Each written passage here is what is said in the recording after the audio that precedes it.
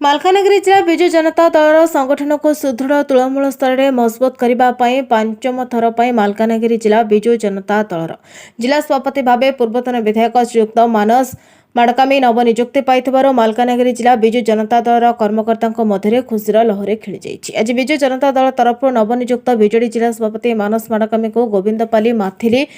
पांजीपाणी और मालकानगिरी भैरवी मंदिर विपुल संबर्धना ज्ञापन करागला। मालकानगिरी जिला बिजु जनता दल तरफ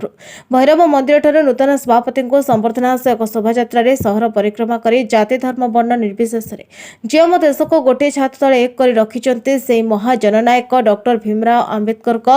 जन्मजयंती अवसर में प्रतिमूर्ति माल्यार्पण करने सह जिलापाल कार्यालय सम्मुख विजु पट्टनायक प्रतिमूर्ति पुष्प माल्यार्पण करने पर समस्त महापुरुषों प्रतिमूर्ति पुष्प माल्यार्पण कर नूतन सभापति मानस माडकामी मालकानगिरी जिला बिजेडी कार्यालय लाठियागुड़ा एक साधारण सभा उपस्थित समस्त बिजु जनता दल कर्मकर्ता को धन्यवाद अर्पण करने सह किभली बिजु जनता दल को तृणमूल स्तर में मजबूत कर बिजेडी सुप्रीमो नवीन पट्टनायक हाथमुठा टाण करने अनुरोध कले मानस माडकामी। आज संबर्धना कार्यक्रम में अन्य बिजेडी वरिष्ठ नेता गोपालकृष्ण पंडा जिला परिषद अध्यक्ष समारी तांकोल बिजेडी निर्वाचन अधिकारी घनश्याम माडकामी पौर परिषद अध्यक्ष मनोज कुमार बारिक पौर उपाध्यक्ष कविता महंत मालकानगिरी ब्लॉक अध्यक्ष गौरी पड़ियामी कारकोंडा ब्लॉक अध्यक्ष जितो बुरुडी समस्त जिला परिषद सभ्य सभा वरिष्ठ बिजेडी नेता लंबोधर तुरक बाबुला साहू प्रमुखों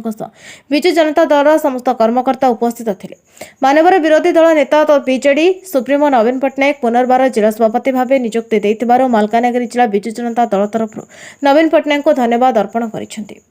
मालकानगिरी जिलार सुशांत मंडल रिपोर्ट नायवती टीवी।